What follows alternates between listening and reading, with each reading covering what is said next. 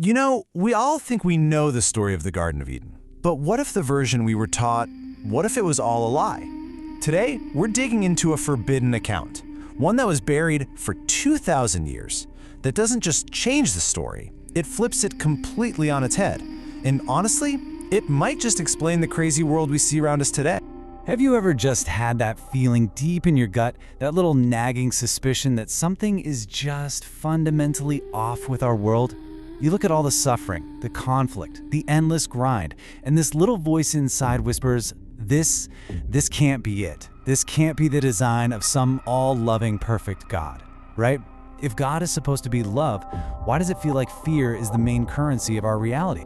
To even begin to answer that, we have to go back. We need to revisit the official story, the one we all learned. But this time, we're not just going to accept it. We're going to put it under a microscope and see where the cracks start to show. Okay, so we all know the basics, right? Perfect garden, first man and woman, Adam and Eve. And there's just one rule, a single, simple rule. Don't eat the fruit from the tree of knowledge of good and evil. Seems pretty straightforward, but hold on a second. Let's just apply some real-world logic to this. If you were a loving parent, would you put a bottle of actual poison in your toddler's playroom and just say, "Hey, don't touch that"? Of course you wouldn't. Suddenly this perfect little test, well, it starts to feel a lot more like a setup, like a trap. And when you really start to pull at that thread, the whole story starts to unravel. The punishment for one mistake is eternal suffering, not just for them, but for every single human ever born after them. That isn't unconditional love. That sounds more like a tyrant who demands blind obedience and punishes the natural human instinct of curiosity with basically endless torture. For centuries, asking these kinds of questions was straight-up heresy. But the key to a totally different answer was just lying there, dormant, hidden in clay jars under the Egyptian sand, a secret that was intentionally buried for almost 2 millennia. So, in 1945, this incredible discovery happens, a collection of ancient texts we now call the Nag Hammadi Library. And these weren't just any old scrolls. These were the Gospels that were deliberately left out of the Bible. They were condemned, they were suppressed. And in them, Jesus tells a completely different story about our world and about its creator. In these forbidden texts, Jesus reveals that the creator of this physical world, the one who supposedly shaped Adam from clay, isn't the true supreme God. Nope, he's a lesser, flawed, and kinda arrogant creator called the Demiurge. This is the jealous, wrathful God of the Old Testament, but he is not the true, loving source that Jesus called Father. And this Demiurge, he isn't acting alone.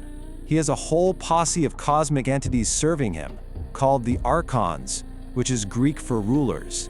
And what's their job? Well, simply put, their job is to be our spiritual jailers, to keep all of humanity trapped in a prison of ignorance, completely unaware of who we really are, of our true divine nature.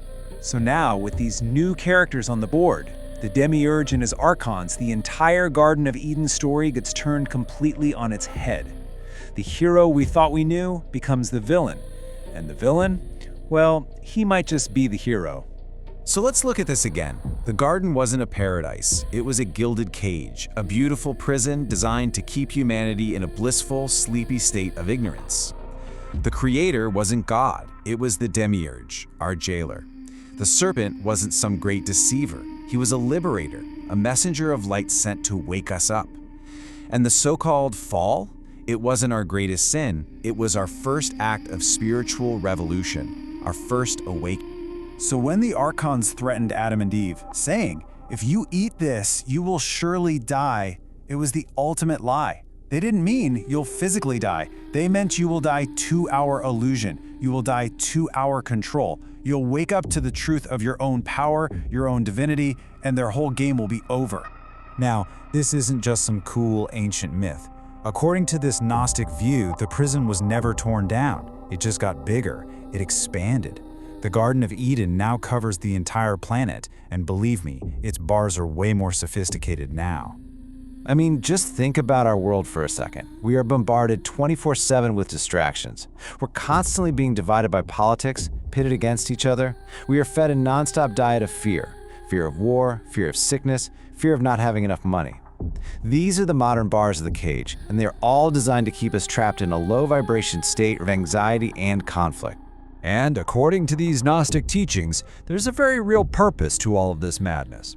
The archons literally feed on our negative energy, our fear, our guilt, our rage, our anxiety. It's like a food source for them.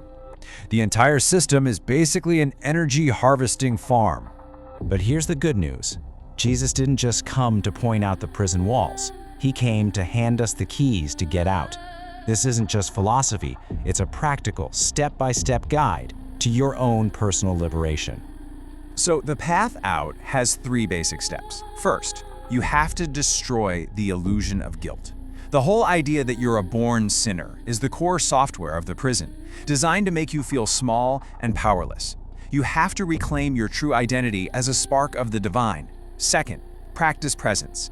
The kingdom of God isn't some place you go when you die. It's inside you, right here, right now. Master the phrase, I am, to define your own reality, instead of letting the world do it for you. And third, transcend duality. The game of good versus evil, us versus them, that's the Archon's favorite game. When you refuse to judge, when you refuse to play, you literally step off their chessboard entirely. I mean, just think about this one phrase for a second. The kingdom of God is within you. That might be the most revolutionary and dangerous idea in human history. Because if that's true, you don't need an intermediary. You don't need a priest, a church, a politician, or a guru to connect to the divine. You've got a direct line. You are sovereign. So maybe we need to reframe this entire story. The fall from Eden wasn't some tragic mistake. It was a necessary step. Maybe you had to forget who you were so that you could experience the incredible joy of remembering. It's not a story about punishment. It's the ultimate adventure of self-discovery. You know, what these forbidden gospels are really telling us is that the prison was always an illusion. The door was never actually locked. And now that you know the truth, now that you've seen the bars, the cage is wide open. The only question left is, what are you going to do? Are you going to fly?